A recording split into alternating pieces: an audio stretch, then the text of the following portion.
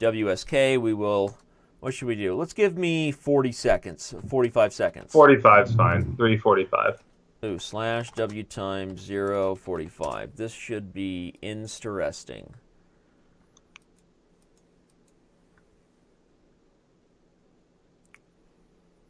And we've seen this. Yeah, we got a Sicilian again, except now he's going back into the classical. Oh, so this is a common mistake of doing this before he's played a6. But what was I supposed? I shouldn't have done that. I should have taken c6 and played bishop c4. Because now he can actually. Oh well, now he's really blowing it. But he should have played a6. Oh wait, no. Oh yeah, no, he could have played a6. So now the issue is I'm getting like a really good Sveshnikov. This is similar to a Sveshnikov, but I've got a couple ponies. Oh, he's not no. the game. Oh no, buddy. He got nervous. He's gonna say in the chat he got nervous. He was playing on TV, right? Long time listener, first time caller. That's a funny thing to say, but I understand. He got nervous. There's no way he's not gonna play that bad. So all right, let's just rematch him and just go again. I mean, I'll give him a second game. But what I want to point out to him, I'm not even going to open the analysis board for you. I just want to point out for him. So you don't want to do this e5 positions after until you've played a6 to stop knight b5, or if you're into Sveshnikov. This is just double-edged. But after you did it, you should have at least played a6 now and forced my knight back to a3 instead of what you did. Once you let both knights sit on d5 and b5, you're just game asking over. for it. So yeah, it's just all right. So I'm going to rematch him. Just rematch him. That didn't even count. There you go. So and we rarely give rematches, but we'll give him a rematch and give him white. We're generous today. Alec is feeling generous. So now I'm gonna play a Sicilian. Yeah, that's cool. I like the fact that you played the same opening that he played, so we could kind of see what could have happened and see a6 in action. And now e5 is threatening. Now I'm playing a6 and e5 exactly. So this is and he's playing white. Obviously better than black, but he's pre-moving and doing everything right, saving time, moving well. Yep, saving time as far as that goes, moving well. Knight f3 is not. It is actually fine, but it's We'll talk about it. In fact, after that, I played bishop e6 when the correct move is bishop e7, so I messed up. I'm gonna do a little sack town. This is I'm doing it mainly because it's a common pattern in these Sicilians, and I want to talk about it. I don't know if it's the most brilliant time to sack, but it's fun. So what I got there, Alec, was a minor piece and a pawn in exchange for the rook. But the most important thing is the pawn I took is a critical center pawn. So now you see this thing happening, right? I got double pawns about to get nasty in the center here. And that was a mistake. The c4, right? c4 was a big mistake. He loses material, but now that he just loses sack, just loses that pawn back, and you just gain so much on the center. It's like. Well, also he loses. I have two pieces for the rook now, because remember, I sacked a rook for that knight and pawn. Yeah. And then I just won another. So now I have two minors that I picked up. And so the key is that sack I just did for all Sicilian players occurs in a lot of Sicilians. It occurs in dragons. It occurs in night orfs. Why don't you take the pawn? Well, he attacked my queen just now. Yeah, but why don't you take the pawn on a2? Oh, I don't know. I wanted to coordinate over here. I guess you're right. But I mean, I might not be right. I just was curious. I think this was better. Now he made it really easy. But I wanted to go attack the c pawn, not the. I wanted to go attack the c pawn. So he said good game. He should really try and get you on time. I mean, you have the 13 seconds. Well, it's pretty much over. Yeah, and he gave up another piece, so now it's over for sure. Yeah. So let's take a peek at this one, mainly because the exchange sack is kind of instructive. Yeah, for sure. I'd like to see that. He played better, but then this guy, I feel like he's the type of poker player that like he loses one hand and he just loses the rest of his buy-in. I'm giving him a hard time. Yeah, he went on tilt like after one mistake. He just gave it up. Well, I think it's hard too because like he was a little bit nervous or whatever. I understand. So okay, here we go. Let's take another look at this. So we have a Sicilian. We'll flip it to see from my view. It doesn't really matter, but now I played the Nightorf, which was kind of cool because I've been talking to people about the right way to play e5 with a6, and that's what we did. Typically, the way that White goes about it most of the time is this knight goes to b3. Yeah. rather than f3. And then regardless of what black does, they play f3 to kind of not only support the center, but then to do the idea I did earlier, g4 and g5 and all this business over here. Yeah, it's counterintuitive, but white's going to castle long anyway. Mm-hmm. So this is more typical than what he did. Knight f3 is a playable approach. In fact, it's a slightly more positional approach to take. And in some ways, what they're doing is they're refocusing their efforts to come after the light squares. Yeah, they're kind of castling short in this game. I mean, exactly. So I don't want to imply to WSK, of course, at all that the knight f3 is a bad move at all. They're actually both totally good. They're just two completely different ways to play. Yeah, it's crazy that one move is going to dictate the entire strategy of white the whole game. Now, what I'm supposed to do here is actually bishop e7 first. And before I do what I did, but I played bishop e6, and what he should have done to punish me immediately was knight to g5. That's I was, it's fast and bullet, but that's the best move for white here, to kick the bishop out of that square. Because then you're just moving twice. Well, yeah, and if I make a bad move, now you play bishop c4, and I might be resigning in a few moments. I'm really in trouble here. Very. So what do you do when he attacks there on the bishop? Okay, well, first of all, again, as I said, like theoretically, if I was playing a tournament, like I know this is the best move. I was just playing fast. But let's say I play this and he gets knight g5. Probably I just give it to him and sacrifice. I sacrifice the light.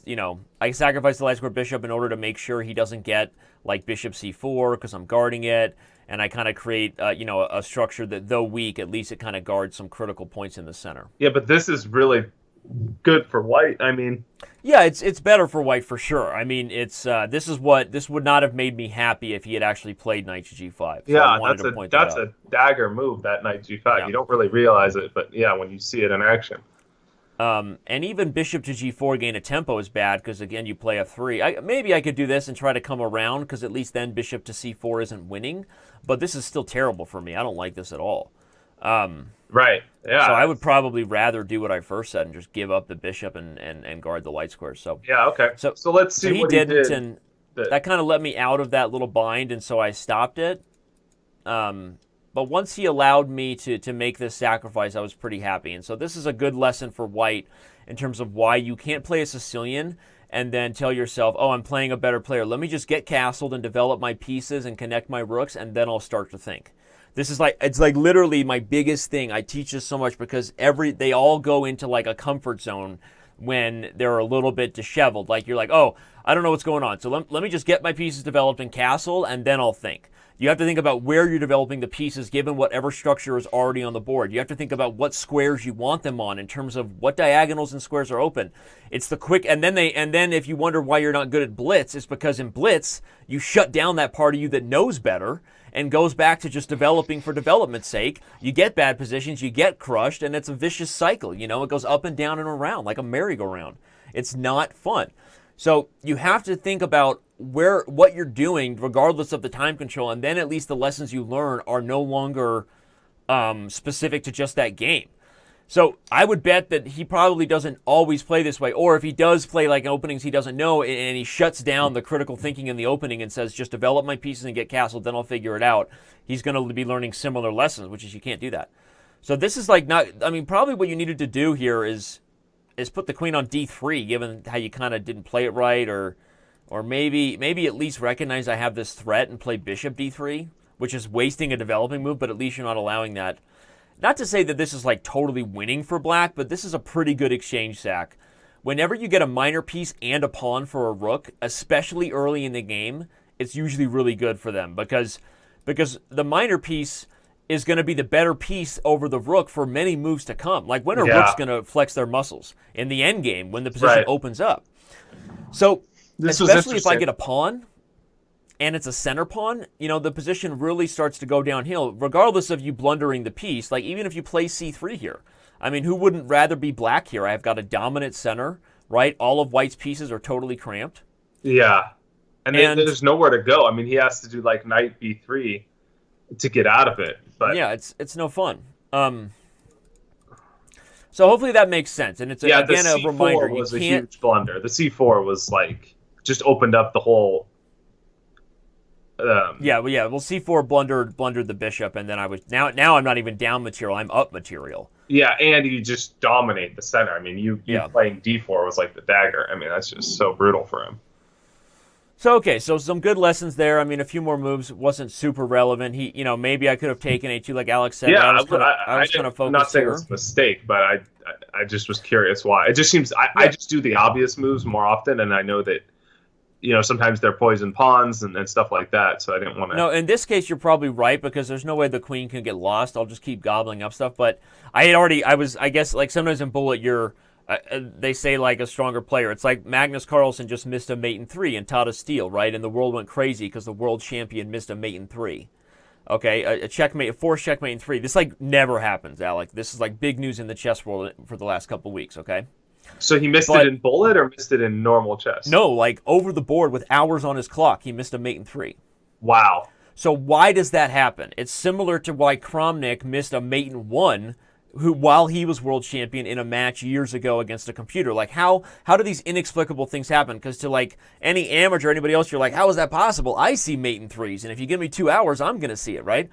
The reason is psychologically, it's the same reason, Alec, as why I played queen to c7 here.